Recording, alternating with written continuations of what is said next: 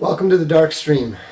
I'm VoxDay, voxday.blogspot.com, and Infogalactic News. First of all, if you signed up, if you're one of the 684 people who signed up for the book club, make sure that you check your email. We sent out the email today to all the new subscribers with the links to the free copies of The Missionaries and There Will Be War Volume 1. And so you should have them already. Thanks to all of you who signed up. We're going to be sending out an email on Thursday. That'll be your first regular book club email. We'll be announcing some new stuff, a new book, new novel, as well as a couple new audiobooks and so forth. So, pretty happy about that. Glad you guys are able to participate. If you use Kindle, be sure to download Calibre. Calibre is an excellent program. Frankly, I recommend it to everyone anyhow. It allows you to easily convert files from one format to the other. So, the books we send out and the books we sell from the Castalia House site are all DRM-free EPUBs. Kindle uses either MOBI or AZW format, so Calibre will let you, transform that very easily. Takes 5 seconds. It's like 2 clicks. So anyhow, I highly recommend it. Got some good news. First of all, well, one thing I can't talk too much about, but we just signed a new contract for a new game that we're developing. So we'll be announcing that probably in 6 months or so, 6 to 9 months. I'll be talking more about that, but that's going to be a big deal. The other thing that I'm very excited about is we just signed the most important economist in the world, Steve Keen, and we're going to be releasing first an audiobook version of his Debunking Economics. So that will make it hopefully a little bit easier for the average person to understand. But more importantly, he is now tackling what he calls his magnum opus. And so, I don't know how long it's going to take him to write that. Obviously, it's not going to be out this year. But, it's another indication that Castalia is continuing to become more significant, intellectually stronger, and just demonstrating that we have a really, really good, strong stable of writers, and so both in fiction and nonfiction. There is not a recording of the Open Brainstorm. We don't generally release those. So he's not researching Bob Prechter. He's actually I think starting to use some of the socionomics in his work. So that's going to be particularly interesting because, what Keen is doing is he's working on debt-based economics, which is very significant. And so, and I suspect that he is going to, at some point in time, tie the social mood to debt in some way. Probably, as somebody pointed out, probably more on rate of debt increase or something like that, increase and decrease. Keen tends to look at the slopes and the rates rather than the actual than the quantities. But anyhow, it's potentially significant. So I'm very excited about that, and frankly, it's just a privilege to get to be involved with these guys. So I did some day trading. I was successful sometimes, unsuccessful sometimes. Pretty much worked out to not being worth bothering. It takes a certain mentality to do that. I'm probably too strategically minded to get involved in something that tactical. So anyhow, it's all coming along, and we're talking to some new authors as well, on the fiction side, but nothing to announce there. Somebody mentioned Throne of Bones. I hope you're enjoying that. If you haven't voted in the Dragon Awards, I would encourage you to do so. Some people have, I suggested that my A Sea of Skulls was probably the optimal candidate for the best fantasy novel last year. A lot of people seem to agree. It's shown up on a number of recommendation lists. So if you look on my blog, just do a search for Dragon Award 2017. You can see the various books that I'm recommending. And there's a couple other links to some of the recommendation lists that other people are making. So it's, I'm actually looking forward to getting back to that. I need to get SJW's Always Double Down out, and then I can get back to the extended edition of Sea of Skulls and so forth. There is a difference to me between a great book and a page-turner. A page-turner is exciting and holds your interest, but it's not necessarily, it doesn't necessarily have any depth to it. A great book needs to not only absorb you, but also make an impression on you, leave you with something. Not necessarily teach you anything, but it should leave an impression on you. I can still remember very clearly, great books and stories that I've read. There's certain stories by, authors like, the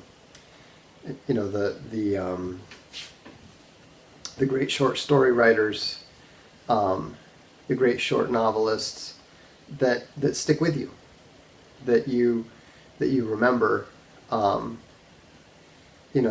There's one story that I remember reading that affected me so greatly that it was a story about human nature, and it left me just sitting there staring at the ceiling for 45 minutes.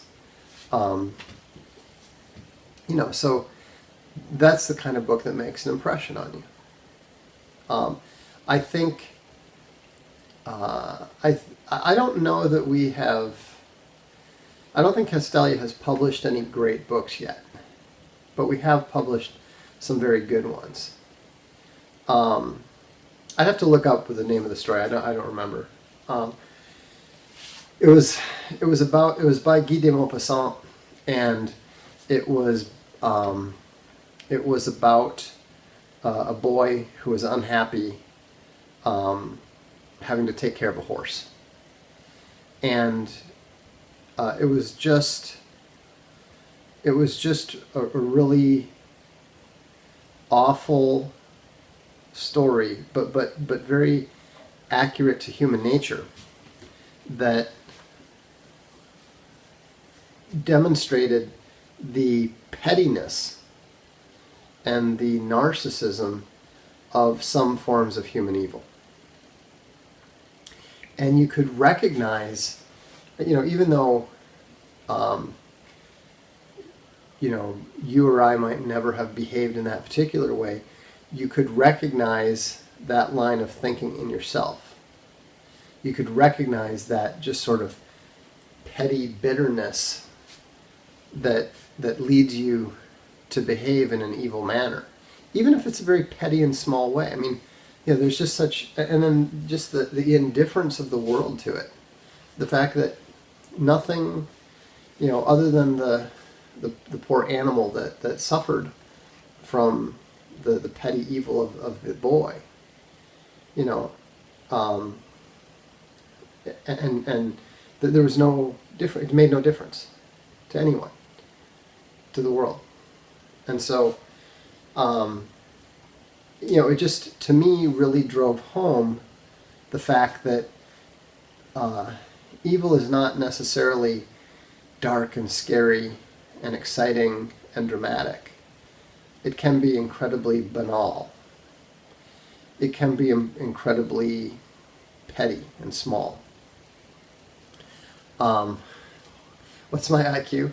It's a matter of public record, so no big deal. Depending on how you measure the standard deviation, it's between 148 and 151. So it's respectable. It wasn't even the second highest in the house of four guys I lived with after college. So that's one thing that a lot of people don't understand. I'm not at all impressed with high IQ or my own IQ because I've known a number of people that are considerably higher, over a standard deviation higher. So yeah, that is the one thing that does occasionally lead people to underestimate me a little. I am literally retarded when it comes to spatial relations. My best friend used to enjoy giving me these this game. It's like a series of blocks, wooden blocks, and they have a card, and you're supposed to look at the card and make the block, make that shape out of the blocks. And I mean, I wasn't even inept. I was completely hopeless. I mean, he would just sit there and laugh his head off. It was like watching a monkey. He said it was like watching a monkey try to assemble a computer, because I had no idea. And so, anyhow, I'm actually okay with. I'm okay at Tetris. I'm not that bad at Tetris, but yeah, if you, we averaged it out once, and it's probably effectively. If it wasn't for that, some of the other stuff, I'd probably come out effectively more around 175 or so. I mean, when I'm interacting with some very, very smart people, those are the ones that I usually feel that we're kind of on the same level of logical analyses. But it is what it is. I mean, that's just. I don't pretend it's any higher than it is. It's just that you can't. Yeah, I think it was called Coco the horse. Yeah, I highly recommend reading it. In fact, if you like, I'm a big Guy de Maupassant fan. He's actually my favorite short story writer. If you want, in my book, The Altar of Hate, or on the blog, you can search for it. I wrote a short story in the mode. I wanted to try to write it in the style of Guy de Maupassant. I actually tried to do it with Lovecraft too. I don't think my Lovecraft story did not work.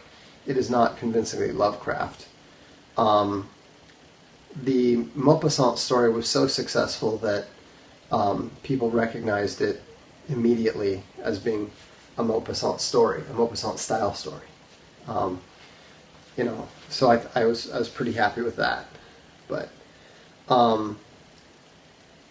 anyhow, yeah, I mean, people are weird about intelligence. They're very strange. Let me see that story. Hang on a second. If you look, here's the kind of creepy thing about that story.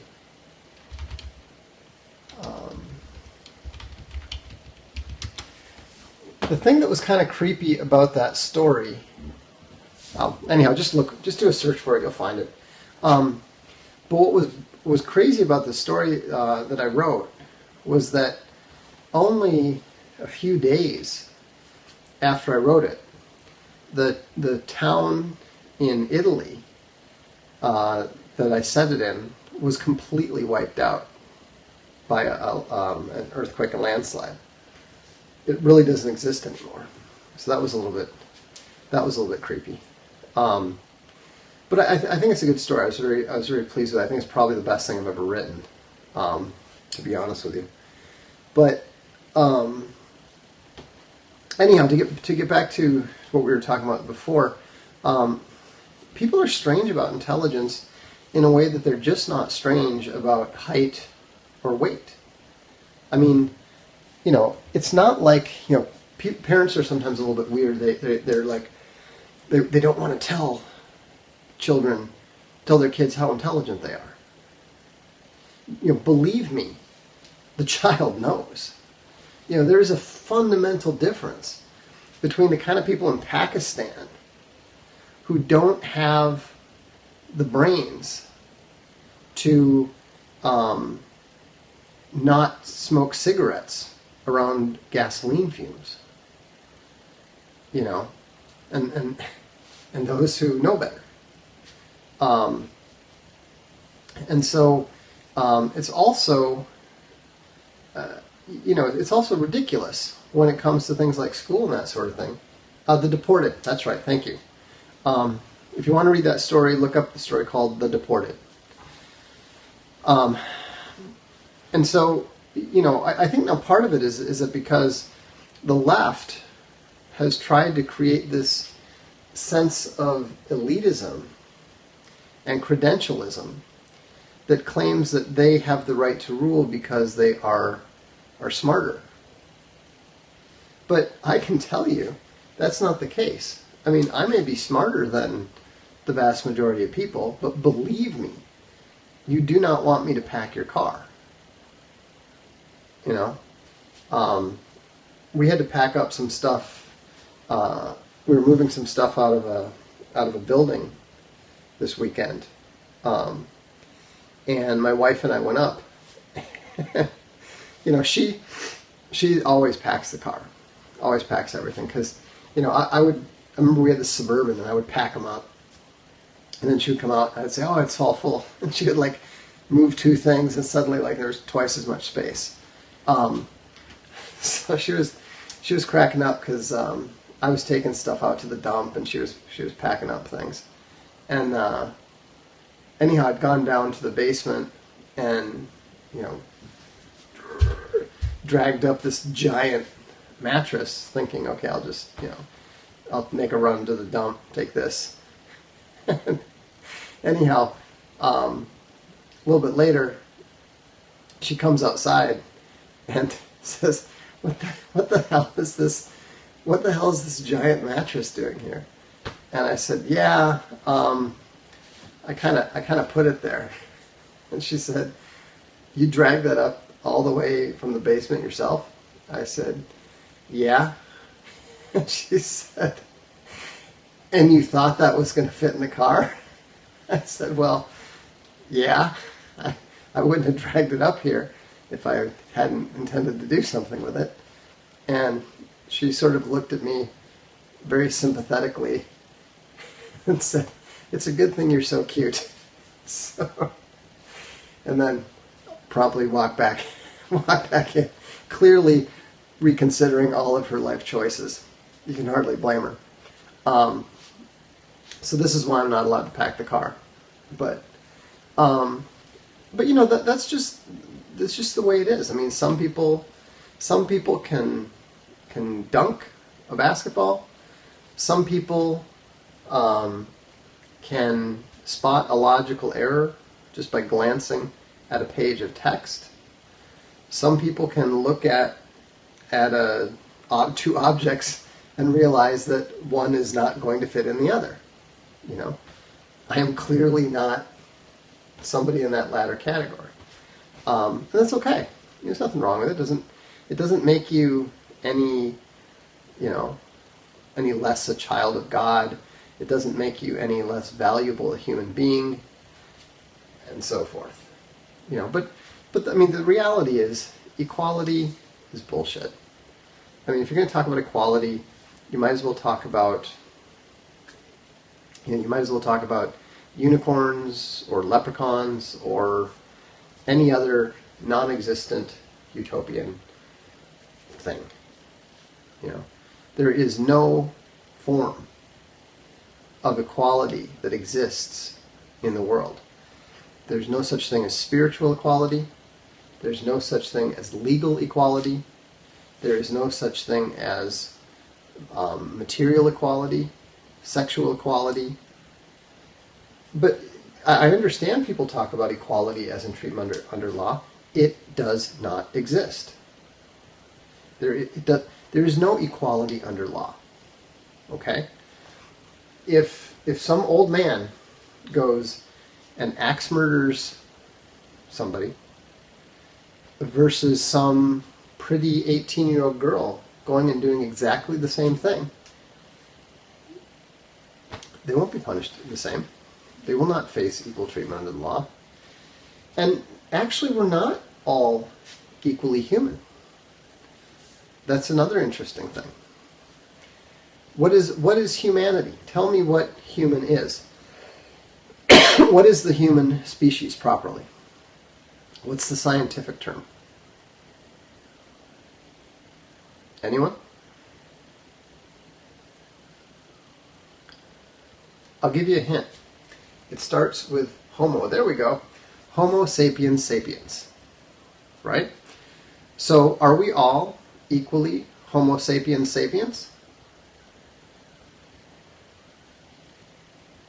Give it a heart if you think the answer is yes. Are we all Homo sapiens sapiens? Are we all human?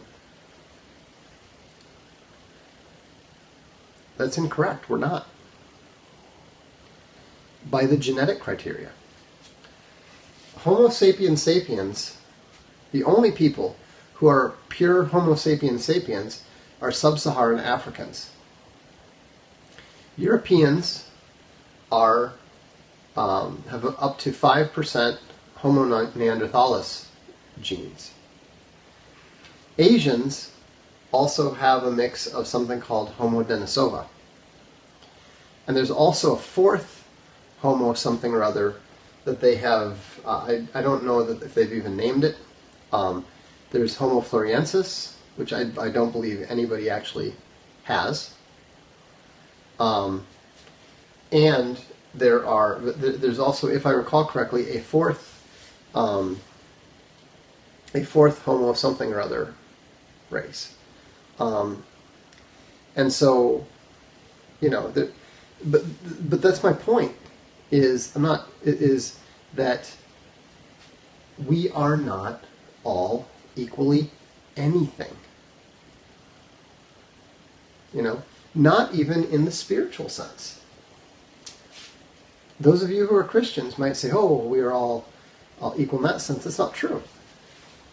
Even if you're not a Calvinist, you have to recognize, in addition to the wheat and the chaff, which could be based on free will, even in addition to that, there's what they call the vessels created for destruction. If you happen to be a vessel created for destruction, and I'm not a Calvinist, so I'm not saying that everything is predestined and so forth.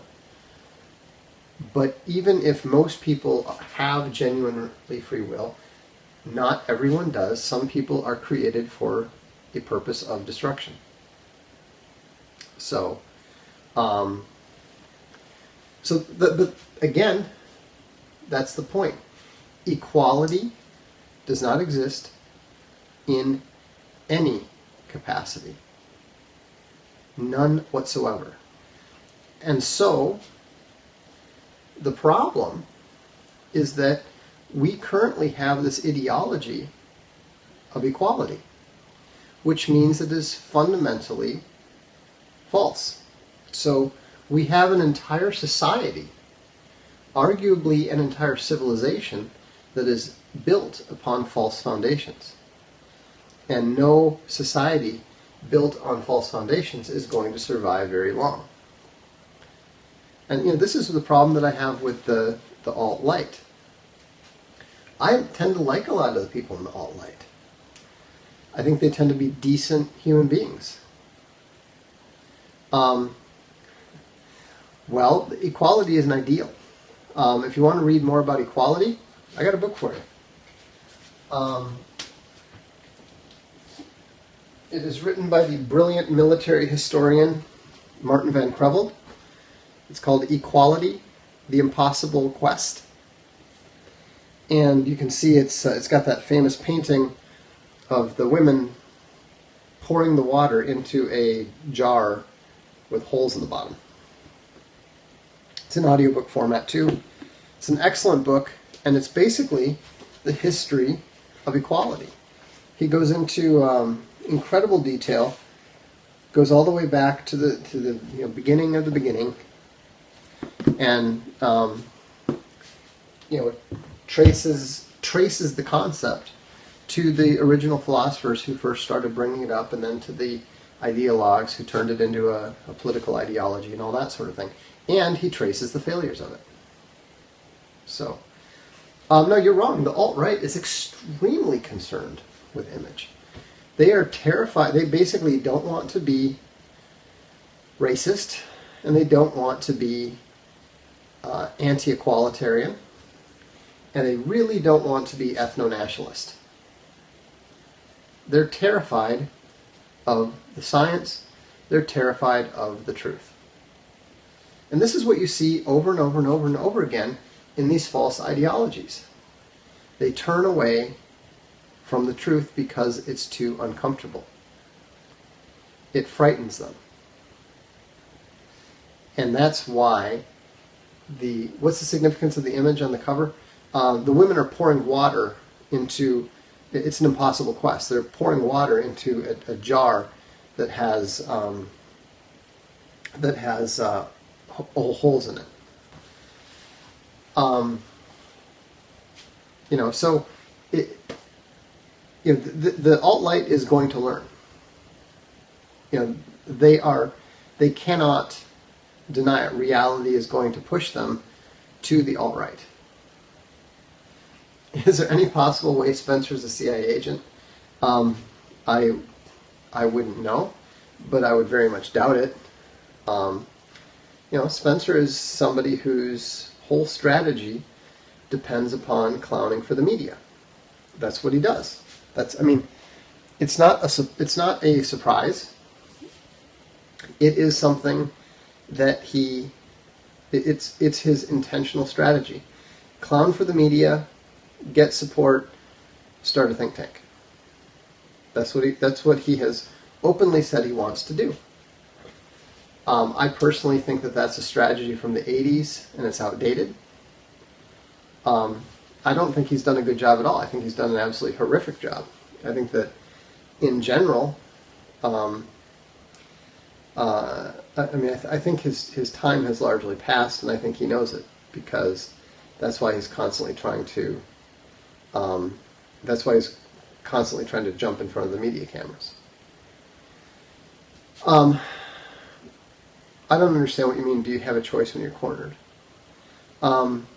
No, it's not all on Spencer. Plenty of people have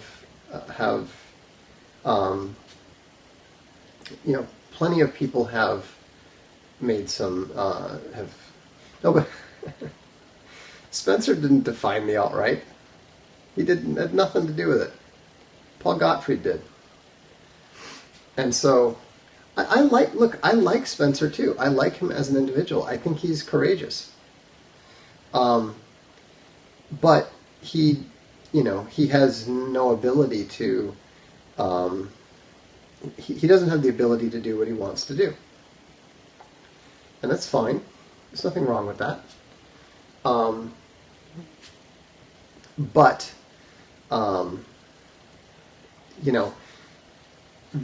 Part of the problem is that he and some of the people who like to talk him up are falling into the trap that the media is setting for them. The reason, haven't you guys ever noticed that the media is constantly trying to create leaders? They've tried to do it to Milo. They've tried to do it to Mike Cernovich. They've tried to do it to me. They've tried to do it to Spencer. Now notice something interesting. How did everybody who wasn't Spencer, of the people that I mentioned, how did all of us react? We absolutely denied any leadership of the alt-right. Spencer wanted to claim it. Why? Because he was not part of Gamergate. He did not understand.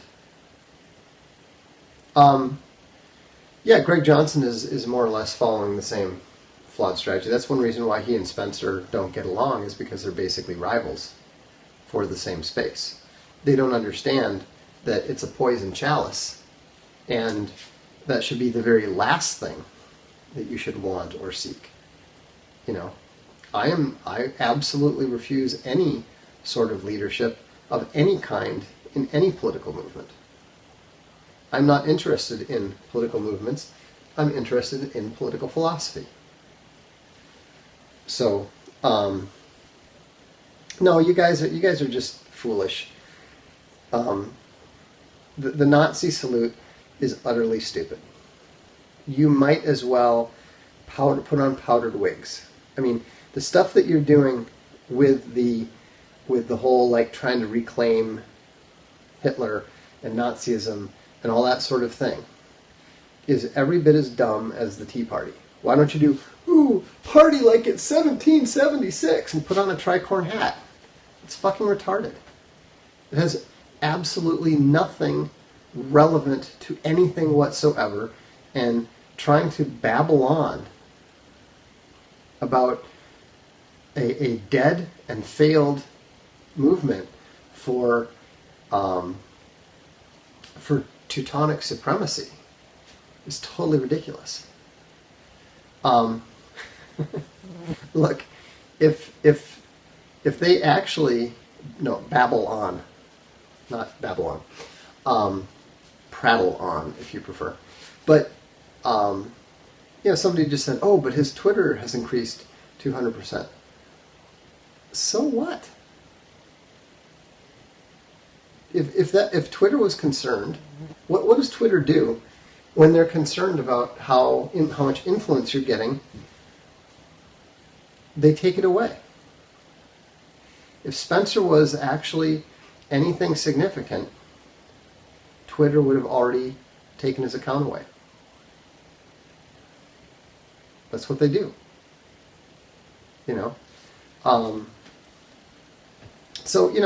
But all this stuff, it doesn't matter. What matters is the social trends. The social trends are going to bring people to the fore. They're going to bring people to the fore, and it doesn't matter who the leader is. I don't subscribe to great man theory.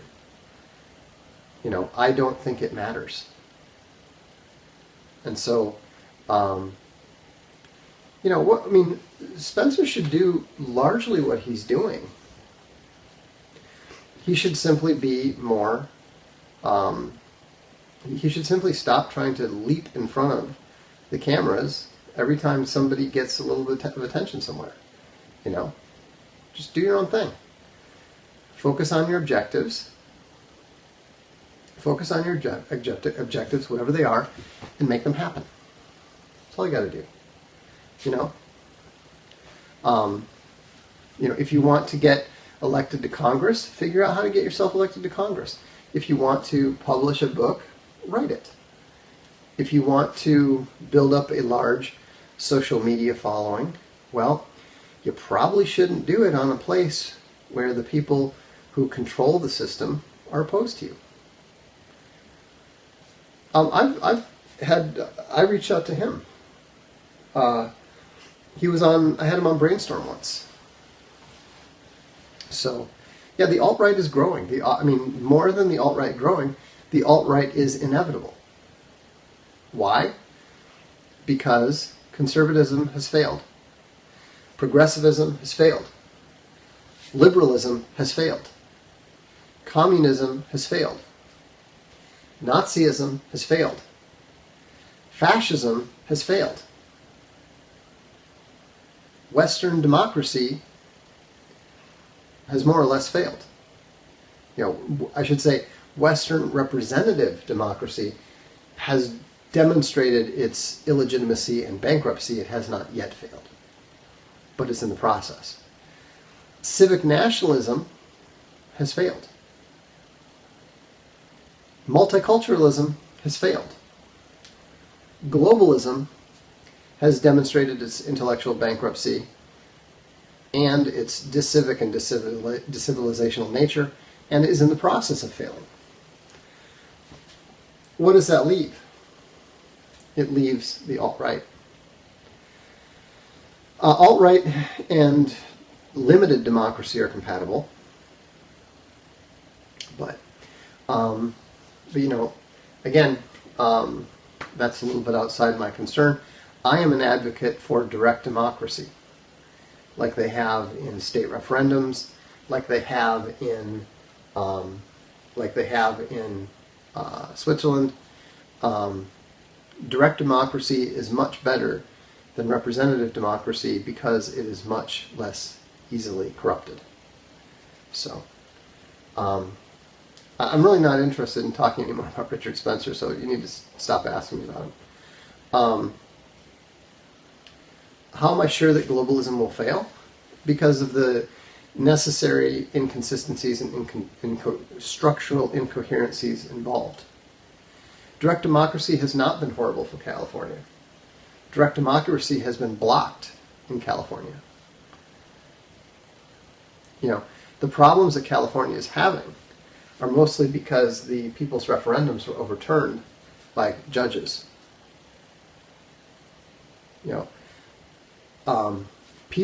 It's kind of funny because people mindlessly repeat the concerns of the Founding Fathers about mob rule when they had a strictly limited franchise. But they don't realize that that direct democracy would be much, much, much better. Because at least then, people would be forced to immediately confront the error of their ways, and they would have the ability to change direction as a result. If you want to read about just read Bob Proctor's book, Socionomics. Do I think there will be a new world order before Christ returns? I would think so. But I don't think that this current effort to build the new world order is going to succeed. I think that this one is going to collapse like the previous attempts. It's going to collapse into, global economic depression and war. So, anyhow, but back to the question. Somebody asked me if you bought a Castelia House book and you sign up and you got the email and you received the 2 free books. Yes, you are part of the Castelia Book Club. You will be receiving an email with the new release on Thursday. On that note, I should get going. So have a good evening. Sorry for the wildly off-topic rambling, but I'll look forward to seeing you soon. Have a good evening.